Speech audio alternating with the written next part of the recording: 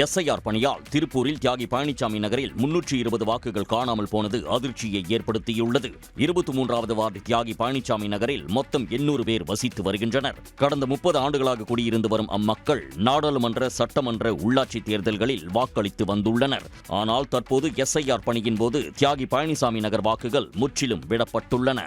வாக்குச்சாவடி அலுவலரிடம் உள்ள 2002ஆம் ஆண்டு வாக்காளர் பட்டியல் மற்றும் இணையத்தில் உள்ள பட்டியலிலும் தேடி பார்த்தபோது 320 பெயர்களும் மாயமாகி இருப்பது தெரிய வந்துள்ளது. ஏதோ ஒரு நாள்ல இவங்க தேடி பார்த்துட்டு உடனே சொல்லலை. அந்த பகுதியில் ஏற்கனவே இவங்க எந்தெந்த பூத்துல எல்லாம் போய் ஓட்டு போட்டாங்களோ அங்கேயெல்லாம் போய் ஒவ்வொரு பூத்துலேயுமே போய் கிட்டத்தட்ட 1500 வாக்காளர்கள் இருக்கிறாங்க. அத்தனையிலையும் மேட்ச் பண்ணி பார்க்குற போது எங்கேயுமே அவங்களால கண்டுபிடிக்க முடியல அப்படிங்கிறது ஒன்று.